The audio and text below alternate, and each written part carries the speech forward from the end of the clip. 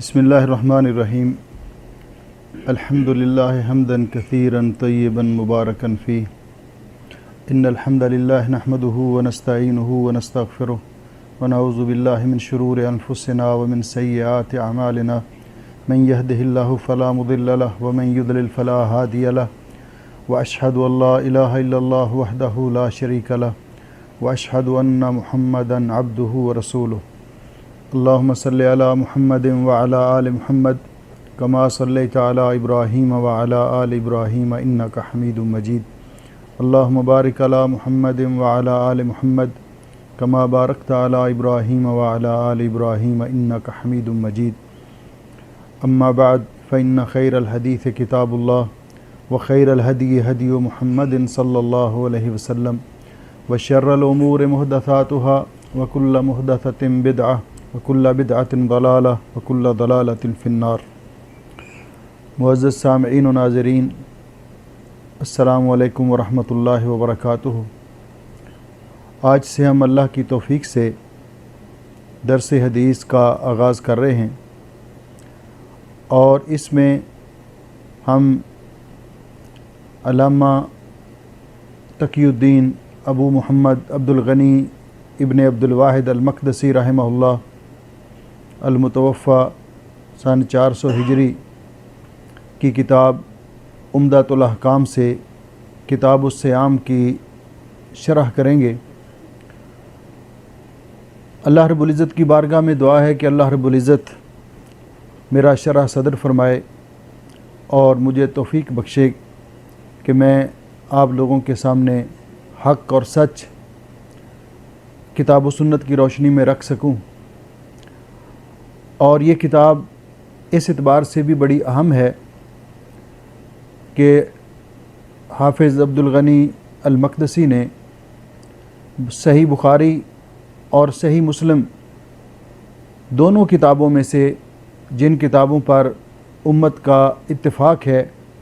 کہ یہ کتاب اللہ کے بعد حدیث کی صحیح ترین کتابیں ہیں، صحیحین میں سے احادیث احکام کو ایک جگہ پہ جمع کیا ہے، اور اس کتاب کا نام انہوں نے رکھا ہے عمدۃ الاحکام. اس میں انہوں نے بخاری اور مسلم سے 410 احادیث کو جمع کیا ہے جو احکام سے متعلق ہیں. انتہائی جامع اور عمدہ کتاب ہے.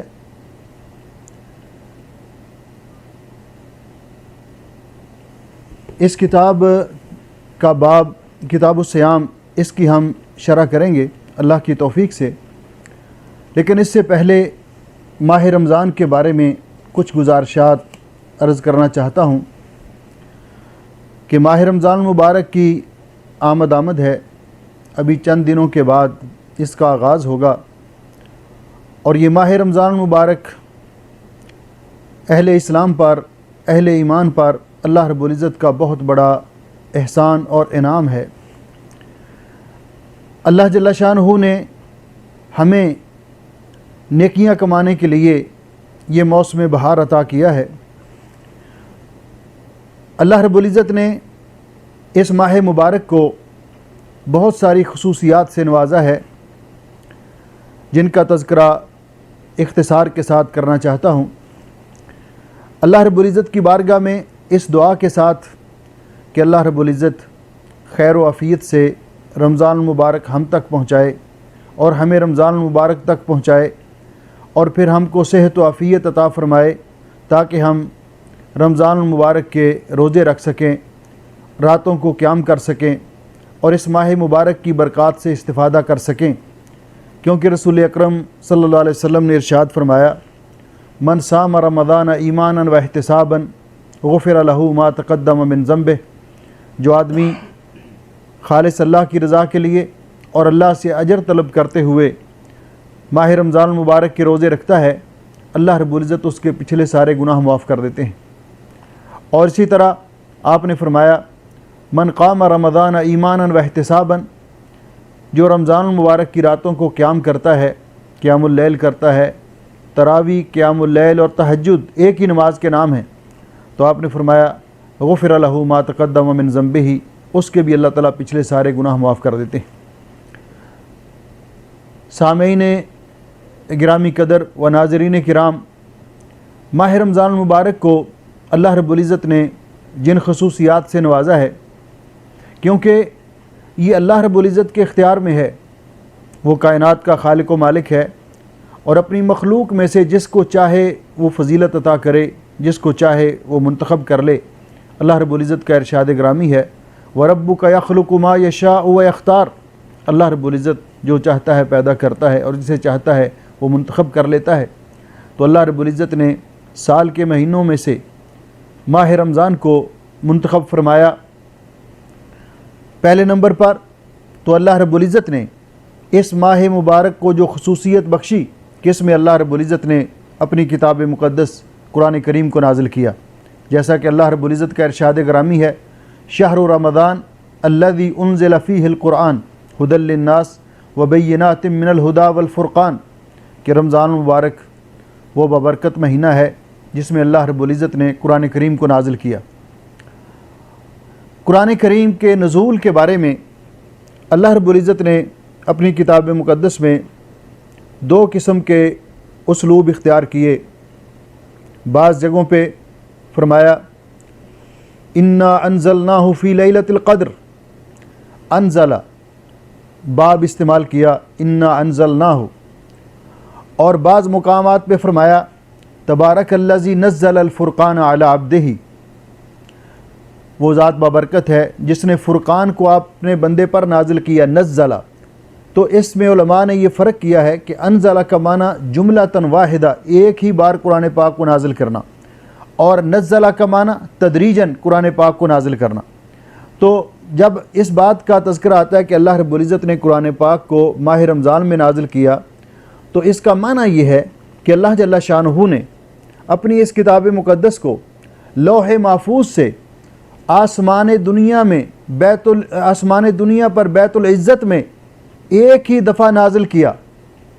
رمضان المبارک کی ایک مبارک رات میں، اور وہ رات جس کا تذکرہ اللہ رب العزت نے سورہ دخان میں فرمایا انا انزلناہ فی لیلۃ مبارکہ، ہم نے قرآن کریم کو ایک بابرکت رات میں نازل کیا۔ اور 30ویں پارے میں سورۃ القدر میں فرمایا انا انزلناہ فی لیلۃ القدر، وہ مبارک رات کون سی ہے؟ وہ لیلۃ القدر ہے۔ اور لیلۃ القدر کے بارے میں رسول اکرم صلی اللہ علیہ وسلم نے فرمایا کہ لیلۃ القدر کو رمضان کے آخری عشرے کی طاق راتوں میں تلاش کرو۔ تو گویا کہ قرآن پاک کو جملۃ واحدہ ایک ہی مرتبہ اللہ رب العزت نے لوح محفوظ سے آسمان دنیا پر ایک ہی مرتبہ نازل کیا، اور پھر آسمان دنیا میں بیت العزت سے رسول اکرم صلی اللہ علیہ وسلم کے قلب اطہر پر اللہ تعالیٰ نے اپنی حکمت کے مطابق جیسے چاہا 23 سال کے عرصے میں اتارا، جس کا معنی ہے تبارک الذی نزل الفرقان علی عبدہ۔ یہاں پہ یہ بات کہ اللہ رب العزت نے قرآن پاک کو ماہ رمضان میں اتارا جملۃ واحدہ بھی، اور نبی پاک صلی اللہ علیہ وسلم کے قلب اطہر پر رمضان المبارک کا جو نزول شروع ہوا وہ بھی رمضان المبارک میں ہوا۔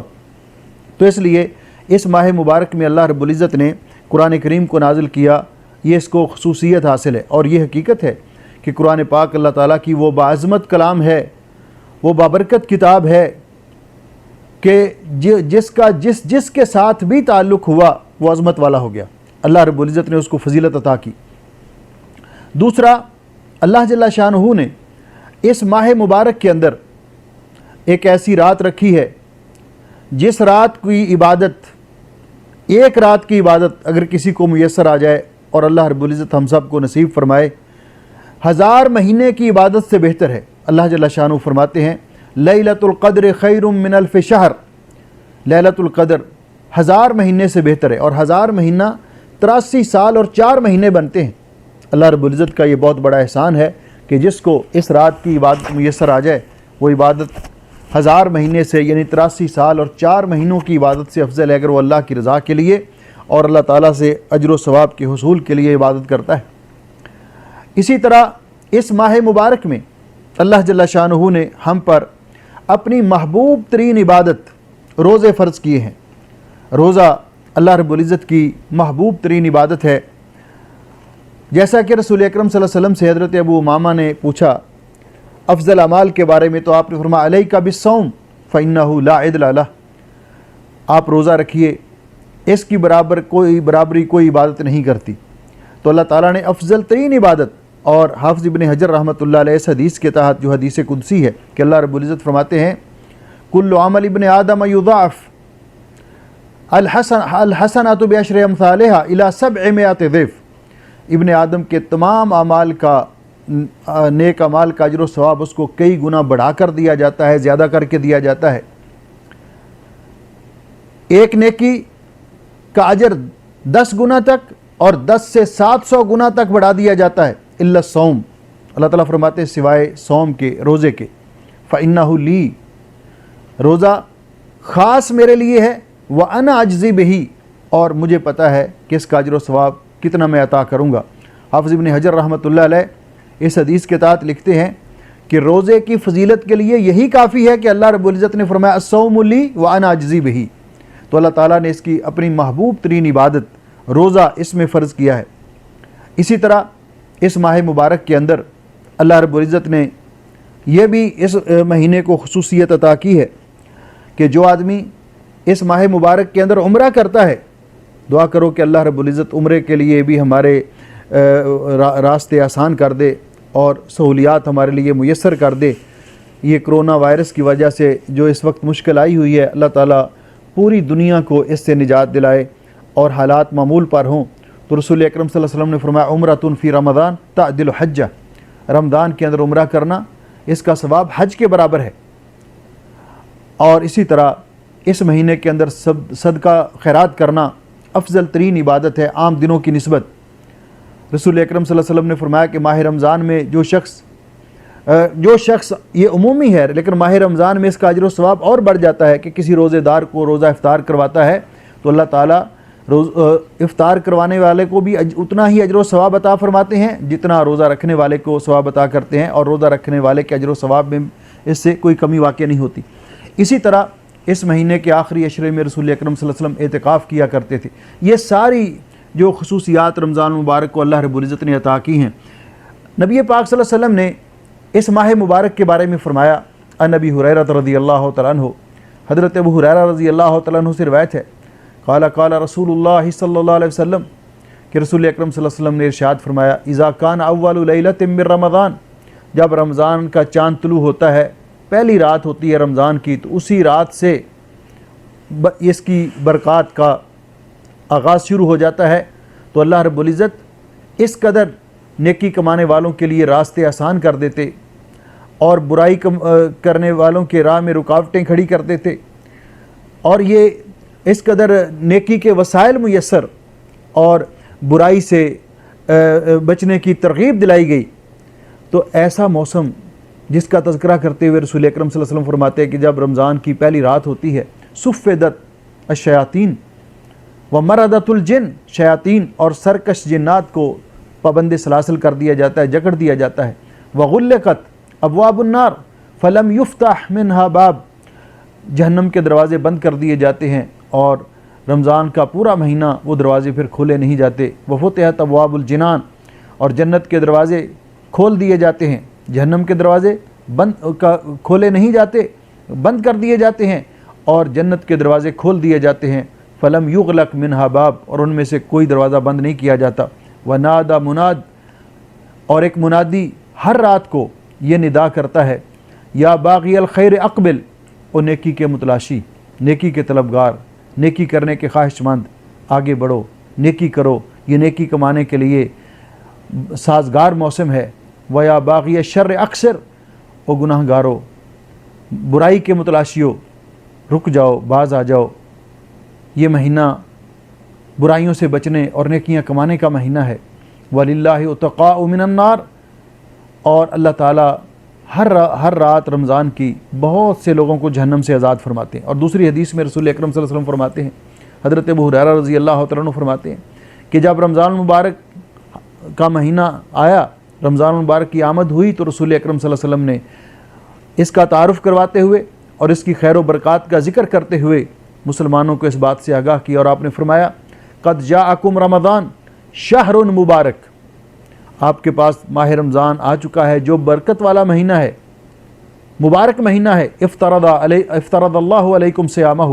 اللہ تعالیٰ نے اس کے روزے آپ پر فرض کیے ہیں۔ تفتح فیہ ابواب الجنہ، اس کے اندر جنت کے دروازے کھول دیے جاتے ہیں۔ ویغلق فیہ ابواب الجحیم، اور اس میں جہنم کے دروازے بند کر دیے جاتے ہیں۔ وتغل فیہ الشیاطین،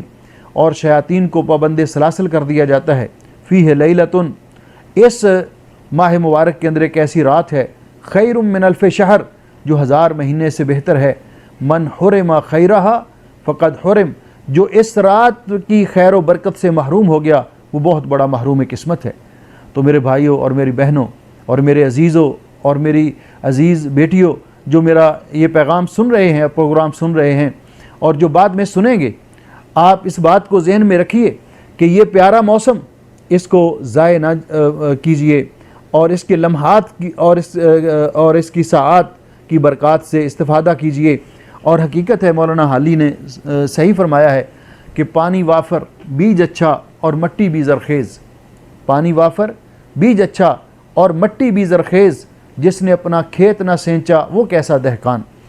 اللہ جل شانہ نے اس ماہ مبارک کے روزے ہم پر فرض کیے ہیں۔ اللہ جل شانہ کا ارشاد گرامی ہے، یا ایھا الذین آمنوا کتب علیکم الصیام کما کتب علی الذین من قبلکم لعلکم تتقون۔ اے ایمان والو، سورہ البقرہ کی آیت نمبر 183، اللہ رب العزت فرماتے ہیں، اے ایمان والو، کتب علیکم الصیام، ای فرض، تم پر روزے فرض کیے گئے ہیں، کما کتب علی الذین من قبلکم، جیسا کہ آپ سے پہلے لوگوں پہ فرض کیے گئے تھے، لعلکم تتقون، تاکہ تم متقی بن سکو، تقوی کی خوبی حاصل کر سکو، پرہیزگار بن سکو۔ اللہ رب العزت نے اس کے روزوں کی فرضیت دوسری آیت میں اس طرح ذکر کی، فَمَنْ شَهِدَ مِنْكُمُ الشَّهْرَ فَلْيَصُمْهُ، جس کی زندگی میں ماہ رمضان المبارک آ جائے اس کو اس ماہ مبارک کے روزے رکھنے چاہئیں۔ رمضان المبارک کے روزے، ان کی فرضیت کے لیے جو شرائط ہیں، علماء نے ان کو ذکر کرتے ہوئے 4 شرائط کے اندر ان کو محصور کیا ہے۔ کن لوگوں پر روزے فرض ہیں؟ پہلے نمبر پر روزے کی فرضیت کے لیے پہلی شرط اسلام ہے کہ مسلمان پر روزے فرض ہیں۔ کافر اگر روزہ رکھے گا بھی شوقیہ طور پر تو اس کو اس کا کوئی اجر و ثواب نہیں ملے گا، کیونکہ اللہ تعالیٰ کے ہاں عبادت کی قبولیت کے لیے سب سے پہلی شرط ایمان ہے۔ تو مسلمانوں پہ روزے فرض ہیں۔ نمبر 2 بلوغت، کہ بالغ لوگوں پر فرض ہیں۔ چھوٹے بچے جو بھی بالغ نہیں ہیں، اگر وہ روزہ رکھیں گے تو ان کو ثواب ملے گا، لیکن ان پر روزے فرض نہیں ہیں۔ تیسری چیز عقل، کہ جو آدمی عقل مند ہے، شعور رکھتا ہے، اس پر اللہ رب العزت نے روزے فرض کیے ہیں۔ جو مجنون ہے، معوف العقل ہے، اس سے اللہ تعالیٰ نے شریعت کی تکالیف ان کو ساقط کر دیا ہے، جس طرح کہ رسول اکرم صلی اللہ علیہ وسلم نے فرمایا کہ اللہ تعالیٰ نے بعض لوگوں سے قلم اٹھا لیا ہے اور ان میں مجنون کا بھی ذکر کیا کہ جو دیوانہ ہے، معوف العقل ہے۔ اور چوتھی شرط یہ ہے طاقت اور صحت۔ صحت سے مراد یہ کہ وہ شخص کوئی صحت مند ہو، بیمار نہ ہو۔ بیمار سے کہ ایک شخص بیمار ہے تو بیماری کے ایام کے اندر اگر وہ روزہ نہیں رکھ سکتا تو نہ رکھے، لیکن بعد میں اس کو اس کی قضا دینی ہوگی۔ فمن کان منکم مریضا او علی سفر، یا سفر کے اندر ہے تو سفر میں مشقت محسوس کرتا ہے تو وہ روزہ نہیں رکھ سکا تو اس کو بعد میں اس کی قضا دینی ہوگی۔ طاقت اور صحت۔ اسی طرح خواتین، وہ اپنے مخصوص ایام کے اندر جن میں انہوں نے نماز نہیں پڑھنی ہوتی، ان کو وہ روزہ نہیں رکھیں گی، لیکن بعد میں اس کی قضا دیں گی۔ عمر رسیدہ شخص جن کی عمر بہت ہو چکی ہے اور کمزوری کی وجہ سے روزے نہیں رکھ سکتے، تو وہ روزہ اگر نہیں رکھ سکتے تو ان کو وہ اس کا فدیہ دے سکتے ہیں۔ انشاءاللہ ان مسائل کی توضیح ہم بعد میں کریں گے۔ اسی طرح وہ خواتین جو امید سے ہیں، حاملہ، اس کو مشقت محسوس ہوتی ہے روزہ رکھتے ہوئے، بچے کی صحت کا خطرہ ہے یا اپنی صحت کا خطرہ ہے، یا پھر وہ خواتین جو اپنے بچوں کو دودھ پلا رہی ہیں، اگر وہ روزہ رکھیں تو بچوں کو دودھ پلانے میں ان کو مشقت ہوتی ہے یا بچوں کی صحت کا خطرہ ہے، تو وہ اگر رمضان میں روزے نہ رکھ سکیں تو بعد میں اس کی قضا دیں گی۔ ان دنوں میں وہ روزے نہ رکھیں اور بعد میں اس کی قضا دیں گی۔ اسی طرح شرائط پانے کے باوجود، جس کے اندر شرائط پائی جاتی ہیں کہ وہ مسلمان ہے، عاقل و بالغ ہے، صحت مند ہے، تندرست ہے، اور اگر وہ روزے نہیں رکھتا تو اس کو اس بات کا احساس ہونا چاہیے کہ ماہ رمضان مبارک اللہ رب العزت ہم سب کو نصیب فرمائے۔ اللہ رب العزت نے جب اس ماہ مبارک کا تذکرہ کیا تو اللہ تعالیٰ نے فرمایا ایام معدودات، یہ گنتی کے چند دن ہیں، کوئی بہت لمبا موسم نہیں ہے، اور اللہ رب العزت نے ان گنتی کے چند روزوں کے روزے ہم پر فرض کیے ہیں ہماری دنیاوی اور اخروی مصالح کے پیش نظر، کہ اس میں ہمیں دنیاوی طور پر بھی فائدہ ہے کہ انسان کی صحت وہ برقرار رہتی ہے، بہت ساری بیماریوں کا خاتمہ ہو جاتا ہے اور انسان کے معدے کو ایک ریسٹ مل جاتا ہے، اور دوسرا اخروی طور پر روزہ رکھنے والا شخص اس کے لیے اللہ رب العزت نے بہت بڑے انعام رکھے ہیں۔ ان انعامات میں سے ایک بہت بڑا انعام یہ ہے کہ جنت کے 8 دروازوں میں سے ایک دروازہ اللہ رب العزت نے مقرر کیا ہے جس کا نام باب الریان ہے، جس میں سے صرف روزے دار داخل ہوں گے، اور پھر قیامت کے دن روزہ اور رات کا قیام، یہ قرآن کریم یہ اللہ رب العزت کی بارگاہ میں روزے دار کی شفاعت کریں گے، سفارش کریں گے۔ اللہ جل شانہ کے پیارے نبی حضرت محمد رسول اللہ صلی اللہ علیہ وسلم فرماتے ہیں الصیام والقرآن یشفعان للعبد یوم القیامہ، قیامت کے دن روزہ اور قرآن بندے کی شفاعت کریں گے اللہ رب العزت کی بارگاہ میں۔ روزہ کہے گا یا اللہ میری وجہ سے اس نے بھوک اور پیاس برداشت کی اور تو آج میری شفاعت اور سفارش قبول کر کے اس کو بخش دے۔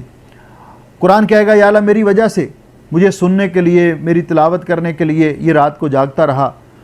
اور میری اس کے حق میں میری شفاعت قبول فرما، فیشفعان، اللہ تعالیٰ ان دونوں کی شفاعت قبول کرے گا۔ تو یہ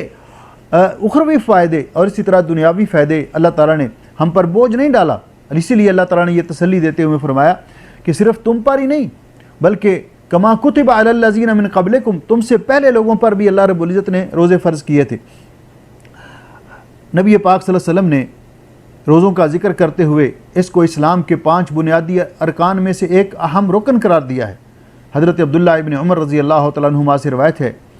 کہ رسول اکرم صلی اللہ علیہ وسلم نے فرمایا بنی الاسلام علی 5، اللہ تعالیٰ نے اسلام کی بنیاد 5 چیزوں پہ رکھی ہے۔ شہادت اللہ الہ الا اللہ وان محمد رسول اللہ،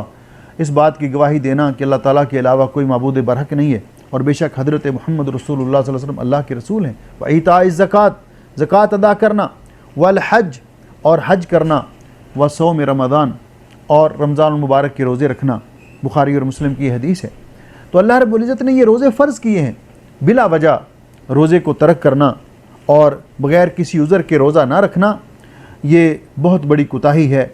اور رسول اکرم صلی اللہ علیہ وسلم نے ایسے لوگوں کا تذکرہ کرتے ہوئے فرمایا، یہ حدیث پاک ذرا غور سے سماعت فرمائیں کہ حضرت ابو امامہ رضی اللہ تعالیٰ عنہ روایت کرتے ہیں کہ رسول اکرم صلی اللہ علیہ وسلم نے فرمایا میں ایک دفعہ سویا ہوا تھا رات میں، بین انا نائم اذ اتانی رجلانی، تو میرے پاس 2 شخص آئے، انہوں نے مجھے دونوں پہلوؤں سے پکڑ کے اٹھایا اور مجھے اپنے ساتھ لے گئے ایک ایسے پہاڑ پر، فاتیا بی جبلا وعرا، جس پر چڑھائی بہت مشکل تھی، جس پر چڑھنا بہت مشکل تھا، دشوار گزار تھا۔ فقال علی، تو انہوں نے مجھے کہا اسعد، اس پہاڑ کے اوپر چڑھیے۔ فقلت، تو میں نے ان سے کہا انی لا اطیقہ، میں نہیں چڑھ سکتا اس کے اوپر۔ فقال، تو ان دونوں نے کہا انا سنسہلہ لک، ہم آپ کے لیے آپ کا تعاون کریں گے، آسان کرتے ہیں اس پر چڑھنا۔ میں ان کے تعاون سے اس پہاڑ کے اوپر چڑھا، حتی اذا کنت فی سواء الجبل، جب میں پہاڑ کی عین چوٹی پر پہنچا، اذا انا باصوات شدیدہ، تو میں نے وہاں بہت زوردار قسم کی، خوفناک قسم کی آوازیں سنیں۔ فقلت، تو میں نے ان سے پوچھا ما هذه الاصوات، یہ آوازیں کیسی ہیں، کہاں سے آ رہی ہیں؟ قالوا هذا اواء اہل النار، یہ جہنمیوں کا رونا اور چلانا ہے۔ اللہ تعالی ہم سب کو اس بری جگہ سے، جہنم سے اور اس سزا سے محفوظ فرمائے، اور ہم سب کو اللہ تعالی جنت الفردوس کے حقدار بنائے۔ آپ نے فرمایا ثم، پھر انطلق بی، پھر مجھے وہاں سے آگے لے جایا گیا، فاذا انا بقوم معلقین باراقیبہم، کہ کچھ لوگوں کو ان کے پاؤں میں زنجیر ڈال کے الٹا لٹکایا گیا تھا، مشققۃ اشداقہم، ان کی باچھیں چیر دی گئی تھیں، تسیل اشداقہم دما، ان کی باچھوں سے منہ سے خون بہہ رہا تھا۔ میں نے کہا من ہؤلاء، یہ کون ہیں؟ تو مجھے بتایا گیا ہؤلاء الذین یفطرون قبل تحلۃ صومہم، یہ وہ لوگ تھے کہ جو روزے کی افطاری کا وقت ہونے سے پہلے افطار کر لیا کرتے تھے، یعنی روزے کے دنوں میں کھایا پیا کرتے تھے، روزے نہیں رکھا کرتے تھے۔ اس لیے اس بات کو ذہن میں رکھتے ہوئے ہر مسلمان کو ذہنی طور پر اپنے آپ کو تیار کرنا چاہیے کہ اللہ جل شانہ سے دعا بھی کرنی چاہیے اور کمر ہمت باندھنی چاہیے. آدمی ہمت کرے تو کیا کچھ نہیں ہو سکتا. پہلے سے اگر کوئی آدمی اپنے آپ کو اس قدر مرعوب کر لے اور کہے جی میں نہیں کر سکتا, اور اس کے پنجابی میں کہتے ہیں نا ڈھیری ڈھا دے, اپنے بالکل وہ ہمت ہی نہ کرے, تو پھر وہ تو اس کی یہ ایک بدقسمتی ہے. وگرنہ کبھی آپ نے نہیں دیکھا ہوگا تاریخ میں بھی, اور ہر سال الحمدللہ مسلمان روزے رکھتے ہیں, کہ کوئی مسلمان روزہ رکھ کے فوت ہو گیا ہو, یعنی روزے کی وجہ سے, بھوک کی وجہ سے فوت ہو گیا ہو. ظاہر بات ہے جی بھوک بڑی لگتی ہے, پیاس بڑی لگتی ہے, تو میرے محترم ناظرین و سامعین کرام, روزہ ہے ہی بھوک اور پیاس برداشت کرنے کا نام. آخر اللہ تعالیٰ سے انعام لینا ہے تو کچھ نہ کچھ تو برداشت کرنا پڑے گا نا. تو اس کے لیے اپنے آپ کو ذہنی طور پر تیار کرنا چاہیے, اور بلا وجہ بغیر کسی عذر کے رمضان المبارک کے روزے جو فرض اللہ نے کیے ان کو نہیں چھوڑنا چاہیے. بہت بڑا گناہ ہے اور بہت بڑا جرم ہے جو روزے اس طرح بغیر کسی عذر کے اور بغیر کسی وجہ کے چھوڑ دے. ماہ رمضان المبارک کے روزے اللہ رب العزت نے شعبان سن 2 ہجری میں فرض کیے. نبی پاک صلی اللہ علیہ وسلم نے اپنی حیات طیبہ میں 9 رمضان المبارک کے روزے رکھے. نبی پاک صلی اللہ علیہ وسلم نے اپنی حیات طیبہ میں 9 رمضان المبارک کے روزے رکھے. یہ روزہ جو اللہ رب العزت نے ہم پہ فرض کیا ہے, قرآن کریم میں اور حدیث پاک میں اس کے لیے جو الفاظ استعمال ہوئے ہیں وہ الصوم الصیام, یہ دونوں مصدر ہیں سامہ سے, اور جس کا معنی ہے امساک. تو گویا کہ روزے کا معنی یہ ہے رک جانا, اپنے آپ کو روک لینا. تو شرعی طور پر روزے کا معنی یہ ہے کہ طلوع فجر سے لے کر غروب آفتاب تک ہر قسم کی روزہ توڑنے والی چیزیں, یعنی کھانے پینے اور اپنی شہوات سے باز رہنا, مفترات سے اپنے آپ کو روکے رکھنا, اس کا نام روزہ ہے. اور اس میں معزز سامعین و ناظرین کرام, آپ ذرا اندازہ فرمائیے کہ حلال چیزیں ان سے اللہ نے ہمیں روک دیا روزے کی دورانیے میں, کہ جب ہم روزہ رکھ لیں گے وہی پانی, وہی لسی, وہی شربت, وہی چائے, وہی دہی, وہی پراٹھے, مختلف قسم کے مولی والے پراٹھے, آلو والے پراٹھے, اور یہ دہی اور اس کے ساتھ جو بقایا طرح طرح کے پکوان ہیں, تو یہ ہم نے کھائے ہیں اچھی طرح. تو اور اللہ اب اذان ہو گئی ہے تو ہمیں روک دیا, بس یہ حلال چیزیں آپ اب نہیں کھا سکتے, اب غروب آفتاب تک ان کو نہیں کھا سکتے. غروب آفتاب میں آپ دیکھیں کہ افطاری کا وقت قریب ہے, دسترخوان پہ سموسے بھی پڑے ہیں, پکوڑے بھی پڑے ہیں مختلف قسم کے, اور وہاں اپنا فروٹ چاٹ ہے, ہر قسم کے مشروبات پڑے ہیں. سخت بھوک بھی لگی ہے, پیاس بھی لگی ہے, اور دیکھ دیکھ کر انسان کا کہ کب وقت ہو, لیکن کھا نہیں رہا. حلال چیزیں ہیں, کیونکہ جو ہی اذان ہوگی مؤذن کہے گا اللہ اکبر, اور دسترخوان پہ کچھ نہیں بچے گا. تو یہ حلال چیزیں کھا نہیں رہا, کیوں کہ اس کو پتہ ہے کہ ان کو کھانے سے روزہ باقی نہیں رہے گا روزے کے دورانیے میں. تو جس روزے کے اندر اللہ تعالیٰ نے حلال چیزوں سے ہمیں منع کر دیا ہے, اس روزے کے دوران ہمیں حرام چیزوں سے بالاولیٰ اجتناب کرنا چاہیے اور بچنا چاہیے. اسی لیے رسول اکرم صلی اللہ علیہ وسلم نے فرمایا کہ جو آدمی روزہ تو رکھ لیتا ہے, لیکن من لم یدع قول الزور والعمل بہ, جو روزہ رکھ کر جھوٹی بات, زبان سے گالیاں دینا, غیبت, چغلی اور غلط باتیں کرنا ان کو چھوڑتا نہیں ہے, اور برے اعمال کو ترک نہیں کرتا, فلیس للہ حاجۃ فی ان یدع طعامہ و شرابہ, تو اللہ تعالیٰ کو اس کے بھوکے اور پیاسے رہنے کی کوئی ضرورت نہیں ہے. اس لیے روزہ جو ہے اس کے علماء نے عمومی طور پر جو ارکان بیان کیے ہیں, تو روزے کے 2 رکن ہیں. بنیادی طور پر روزے کے 2 رکن ہیں. ایک رکن ہے نیت. نیت کا معنی کیا ہے؟ رمضان کے روزے فرض ہیں, اور فرض روزے کے لیے ضروری ہے. رسول اکرم صلی اللہ علیہ وسلم نے فرمایا من لم یجمع الصیام باللیل فلا صیام لہ, کہ جو آدمی رات کو روزے کی نیت نہیں کرتا فرض روزے کی, اس کا کوئی روزہ نہیں. اور دوسری روایت میں من لم یجمع الصیام قبل طلوع الفجر فلا صیام لہ, جو طلوع فجر سے پہلے یعنی سحری کا وقت ختم ہونے سے پہلے روزے کی نیت نہیں کرتا, اس کا کوئی روزہ نہیں. روزے کی نیت کیسے کریں گے؟ روزے کی نیت کا تعلق دل کے ساتھ ہے. روزے کی نیت کے بارے میں رسول اکرم صلی اللہ علیہ وسلم سے کوئی الفاظ ثابت نہیں ہے کسی حدیث پاک میں, اور یہ جو عمومی طور پر ہمارے ہاں یہ الفاظ مروج ہیں وَبِصَوْمِ غَدٍ نَوَيْتُ مِنْ شَهْرِ رمضان, یہ حدیث پاک سے ثابت نہیں ہیں. بلکہ میں تو عمومی طور پہ کہتا ہوں کہ اگر ان کے مفہوم پر بھی غور کیا جائے تو یہ بھی ایک سمجھ نہیں آتی بات کہ ہم جو روزہ رکھ رہے ہیں، مثلا آج رمضان کا چاند نظر آتا ہے، کل ہم اگر روزہ رکھیں گے تو یہ روزہ اسی دن کا ہوگا، کیونکہ دن رات کے تابع ہوتا ہے۔ تو عربی زبان کے اندر آج کو کہتے ہیں الیوم اور غد کہتے ہیں کل کو۔ تو جو آدمی رات کو فجر کے وقت روزہ رکھتے ہوئے یہ نیت کرتا ہے وَبِصَوْمِ غَدٍ نَوَيْتُ، میں کل کے روزے کی نیت کر رہا ہوں، تو اس کا معنی کہ وہ آج کے روزے کی نیت تو کر نہیں رہا، وہ تو کل کے روزے کی نیت کر رہا ہے۔ یہی وجہ ہے کہ چونکہ یہ الفاظ رسول اکرم صلی اللہ علیہ وسلم سے ثابت نہیں ہے، اس لیے ان میں جامعیت نہیں ہے، تو اس لیے روزے نیت کا تعلق دل کے ساتھ ہے۔ رات کو آپ نیت کر کے سوئے کہ میں صبح روزہ رکھوں گا، یہ صبح سحری کھا رہے ہیں تو آپ کی نیت ہے کہ میں روزہ رکھ رہا ہوں، تو یہ آپ کی نیت ہے، اور نیت کا تعلق دل کے ساتھ ہے، اور یہ نیت طلوع فجر سے پہلے کرنا ضروری ہے۔ دوسرا اس کا روزے کا رکن ہے کہ طلوع فجر سے لے کر غروب آفتاب تک روزہ افطار کرنے والے تمام امور سے پرہیز کرنا اور اجتناب کرنا، یہ دو رکن ہے روزے کے۔ اب ہم اس سلسلے میں درس حدیث میں جو ہم حدیث پہلے ذکر کرنا چاہ رہے تھے، اور یہاں سے ہمارا سلسلہ آج شروع ہو رہا ہے۔ مقدمے کے طور پر میں نے کچھ چیزیں آپ کے سامنے عرض کی۔ تو پہلی حدیث ہے، یہ اپنا حدیث کی قرأت کریں، اور عبد الرحمن عن ابي هريره رضي الله عنه قال قال رسول الله صلى الله عليه وسلم لا تقدموا رمضان بصوم يوم او يومين ولا يومين او يومين اچھا ٹھیک الا رجلا كان يصوم صوما فليصمه جزاک اللہ خیر۔ یہ پہلی حدیث ہے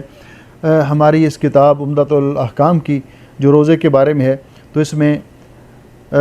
عن ابی ہریرہ رضی اللہ عنہ، حضرت ابو ہریرہ رضی اللہ تعالیٰ عنہ سے روایت ہے۔ حضرت ابو ہریرہ رضی اللہ تعالیٰ عنہ رسول اکرم صلی اللہ علیہ وسلم کے وہ جلیل القدر صحابی ہیں جن کو راویۃ الاسلام کہا جاتا ہے۔ یہ فقیہ امت ہیں اور امام المحدثین ہیں، رسول اکرم صلی اللہ علیہ وسلم کی سب سے زیادہ حدیث کو روایت کرنے والے، کیونکہ نبی پاک صلی اللہ علیہ وسلم نے ان کے لیے دعا بھی کی، اور رسول اکرم صلی اللہ علیہ وسلم کے پاس یہ ہمیشہ آپ کے ساتھ رہے تاکہ آپ سے احادیث کو یاد کر سکیں۔ اور بلکہ حضرت ابو ہریرہ رضی اللہ تعالیٰ عنہ وہ صحابی ہیں کہ دنیا میں کوئی مسلمان ایسا موجود نہیں ہے جو اس راویۃ الاسلام اور فقیہ صحابہ اور امام المحدثین کے ساتھ محبت نہ کرتا ہو، کیونکہ نبی پاک صلی اللہ علیہ وسلم نے اللہ تعالیٰ سے دعا کی تھی کہ اللہ ابو ہریرہ اور اس کی والدہ کے بارے کے دل میں مومنوں کی محبت ڈال دے اور مومنوں کے دلوں میں ان کی محبت ڈال دے۔ تو حضرت ابو ہریرہ رضی اللہ تعالیٰ عنہ روایت کرتے ہیں، قال رسول اللہ صلی اللہ علیہ وسلم، کہ رسول اکرم صلی اللہ علیہ وسلم نے ارشاد فرمایا، لا تقدموا رمضان بصوم یوم ولا یومین الا رجل کان یصومہ صوما فلیصمہ، کہ رمضان المبارک سے پہلے استقبالی طور پر ایک یا دو دن کے روزے نہ رکھو، اللہ کہ وہ شخص جو شروع شعبان سے روزے رکھتا چلا آ رہا ہے، کہ ایک دن کا روزہ رکھتا ہے، ایک دن افطار کرتا ہے، پیر یا جمعرات کا روزہ رکھتا ہے، تو وہ اگر اس کے اس روٹین میں یہ روزے آ جائیں تو کوئی حرج نہیں، وگرنہ رمضان المبارک کے استقبال کے طور پر احتیاط کی نیت سے روزہ رکھنا یہ درست نہیں ہے۔ حافظ ابن حجر رحمۃ اللہ علیہ اس حدیث کے تحت فرماتے ہیں کہ اس کا معنی یہ ہے لا تستقبلوا رمضان بصیام علانیت الاحتیاط لرمضان، کہ رمضان کی آمد پر استقبالی طور پر روزہ رکھنا، ایک دن کا یا دو دن رمضان سے پہلے روزہ شروع کرنا، اس سے رسول اکرم صلی اللہ علیہ وسلم نے منع فرمایا ہے۔ تو اس حدیث پاک میں استقبالی روزے سے منع کیا گیا ہے کہ انسان احتیاطی طور پر جی پتہ نہیں رمضان شروع ہو چکا ہے یا کب شروع ہو رہا ہے، تو احتیاطی طور پر یا استقبال کے طور پر کہ میں پہلے اپنے ایک عادت بنا لوں روزہ رکھنے کی، تو نبی پاک صلی اللہ علیہ وسلم نے اس سے منع فرمایا ہے، اور اس کو رسول اکرم صلی اللہ علیہ وسلم کی اس امر کی مخالفت نہیں کرنی چاہیے، آپ نے استقبالی روزے سے منع فرمایا۔ اسی طرح رسول اکرم صلی اللہ علیہ وسلم نے شک کے دن کے روزے سے منع فرمایا ہے کہ جس دن کے اندر شک ہو، مثلا اعلان نہیں ہوا، پتہ نہیں چل سکا کہیں سے کہ کل رمضان ہوگا یا نہیں ہوگا، تو ایک آدمی یہ نیت کر لیتا ہے کہ چلو میں روزہ رکھ لیتا ہوں، اگر رمضان کا ہوا تو رمضان مبارک میں کاؤنٹ ہو جائے گا، اگر نہ ہوا تو میرا نفلی روزہ ہو جائے گا۔ تو سیدنا حضرت سلمان فارسی رضی اللہ تعالیٰ عنہ بیان فرماتے ہیں کہ من صام الیوم الذی یشک فیہ، جس آدمی نے ایسے دن کا روزہ رکھا جس میں شک کیا جاتا ہے، اور دوسری الفاظ میں من صام یوم شک، جس نے شک کے دن کا روزہ رکھا، فقد عصى ابا القاسم، تو اس نے ابو القاسم حضرت محمد رسول اللہ صلی اللہ علیہ وسلم کی نافرمانی کی ہے، آپ کی مخالفت کی ہے۔ تو اس لیے شک کے دن کا روزہ نہیں رکھنا چاہیے، بلکہ رمضان المبارک کے روزے کے بارے میں جو اللہ رب العزت نے فرمایا، انشاءاللہ کل کے درس میں ہم تفصیل کے ساتھ اس پر گفتگو کریں گے۔ تو رمضان المبارک کے روزے کے اس بات کے لیے، یا رمضان المبارک کے سٹارٹ اور اختتام کے اس بات کے لیے جو بنیاد ہے وہ ہے رسول اکرم صلی اللہ علیہ وسلم کا ارشاد ہے، صوموا لرؤیتہ وافطروا لرؤیتہ، کہ رمضان کا چاند دیکھ کر روزے رکھے جائیں اور شوال کا چاند دیکھ کر روزے ختم کیے جائیں۔ تو گویا کہ رمضان المبارک کا اس بات یہ دو چیزوں سے ثابت ہوتا ہے کہ رمضان المبارک کب شروع ہوگا۔ پہلے نمبر پر تو چاند نظر آ جائے، اور چاند کے حوالے سے ہر علاقے کا اپنا مطلع ہے، لکل اہل بلد رؤیتہم، سب لوگ ایک دفعہ چاند دیکھ کر روزہ نہیں بلکہ اپنے اپنے علاقے میں جب وہ چاند دیکھیں گے تو وہ روزہ رکھیں گے۔ اس کے بارے میں انشاءاللہ کل ہم مزید وضاحت کریں گے۔ تو پہلے نمبر پر کہ چاند نظر آ جائے، اور دوسرے نمبر پر اگر ایسی صورتحال بن جائے کہ مطلع ابر آلود ہے، بادل ہو گئے ہیں، چاند نظر نہیں آیا، کوئی اطلاع نہیں ملی، تو پھر شعبان کی گنتی 30 روز پوری کر لی جائے، 30 روز، کیونکہ رسول اکرم صلی اللہ علیہ وسلم نے فرمایا کہ جو قمری مہینہ ہے وہ 29 دن کا ہوتا ہے یا 30 دن کا ہوتا ہے۔ تو گویا کہ رمضان المبارک کے دخول کا اس بات کہ کب رمضان شروع ہوگا دو چیزوں سے ہوگا، یا تو چاند نظر آ جائے واضح طور پر، یا پھر شعبان کے مہینے کی 30 دن کی گنتی پوری کر لی جائے، اور اس کے بعد یقینی بات ہے کہ رمضان شروع ہو چکا ہے، پھر رمضان کے روزے شروع کر دیے جائیں۔ اللہ رب العزت کی بارگاہ میں دعا ہے کہ اللہ رب العزت ہمیں خیر و عافیت سے ہم تک رمضان پہنچائے، اور رمضان المبارک تک ہمیں پہنچائے، اور ہمیں صحت و عافیت عطا فرمائے، اور اس ماہ مبارک کی برکات، دن کو روزہ رکھ کے رات کو قیام کر کے قرآن پاک کی تلاوت، یہ شہر القرآن ہے، اس میں قرآن پاک کی تلاوت بکثرت کرنی چاہیے۔ یہ دعاؤں کی قبولیت کا موسم ہے، مہینہ ہے۔ نبی پاک صلی اللہ علیہ وسلم نے فرمایا کہ روزے کی حالت میں جب روزے دار دعا کرتا ہے اللہ تعالیٰ اس کی دعا کو رد نہیں کرتا، اور اسی طرح افطاری کے وقت جو دعا روزے دار کرتا ہے۔ تو اس لیے ہمیں اللہ تعالیٰ توفیق بخشے کہ ہم اس ماہ مبارک کی برکات سے استفادہ کریں، اور اس بات سے بھی ہم احتیاط کریں کہ سحری اور افطاری کے بابرکت اوقات میں جو پروگرام لگتے ہیں دینی پروگرام کے حوالے سے، اور اس میں کوئی مسلسل ڈرامہ جو دینی ڈراموں کے نام سے لگتا ہے، اس سے بھی ہمیں گریز کرنا چاہیے، بلکہ یہ وقت جو ہے اس سے استفادہ کرنا چاہیے، اور یہ وقت دعا کے اندر، ذکر اذکار کے اندر، اور اللہ تعالیٰ قرآن پاک کی تلاوت کے اندر صرف کرنا چاہیے۔ اللہ جل شانہ مجھے اور آپ کو اپنے حفظ و امان میں رکھے۔ جتنے سامعین و ناظرین، بہن بھائی، عزیزات اس پروگرام میں شریک ہیں یا اس کے بعد میں سنیں گے، اللہ تعالیٰ سب کو صحت و عافیت عطا فرمائے، اور سب کو اپنے احکام پر اور اپنے پیارے نبی صلی اللہ علیہ وسلم کے ارشادات پر عمل کرنے کی توفیق عطا فرمائے۔ ماہ رمضان کی برکات سے اللہ ہمیں استفادہ کرنے کی توفیق عطا فرمائے، اور اس میں جو بھی عبادت ہم کریں اللہ تعالیٰ قبول و منظور فرمائے، اور زندگی میں اللہ رب العزت یہ ماہ مبارک بھی ہمیں نصیب فرمائے، اور ایسی بہاریں بار بار نصیب فرمائے۔ اللہ تعالیٰ تمام بیماروں کو شفا عطا فرمائے، تمام پریشان لوگوں کی اللہ تعالیٰ پریشانیاں دور فرمائے۔ عالمی طور پر جس طرح ایک کرونا وائرس کے حوالے سے ایک مشکل میں لوگ مبتلا ہیں، اللہ تعالیٰ اس مشکل کو ہم سے دور فرمائے، اور اللہ تعالیٰ اس ملک کی بھی اور تمام بلاد اسلامیہ کی حفاظت فرمائے۔ بارک اللہ فیکم۔ السلام علیکم ورحمۃ اللہ وبرکاتہ۔ کل انشاءاللہ یہ درس اسی حدیث میں آگے احادیث کی شرح کے ساتھ مسائل بھی بیان کریں گے تفصیل کے ساتھ۔ تو یہ کتاب عمدۃ الاحکام ہے، اور اس کی کتاب الصیام ہم شروع کر رہے ہیں۔ جتنے احباب ہماری اس کلاس میں شریک ہوتے ہیں وہ بھی، اور جہاں جہاں تک میری آواز پہنچ رہی ہے اور پروگرام میں جو شریک ہیں ان کے پاس اگر یہ کتاب متوفر ہو تو وہ کتاب میں حدیث اپنے سامنے رکھیں، تو انشاءاللہ ہم اس درس حدیث کو رمضان المبارک تک جاری رکھیں گے، اور جب رمضان شروع ہوگا تو پھر نئے شیڈول کا اعلان کریں گے اللہ کی توفیق سے۔ بارک اللہ فیکم۔ السلام علیکم ورحمۃ اللہ وبرکاتہ۔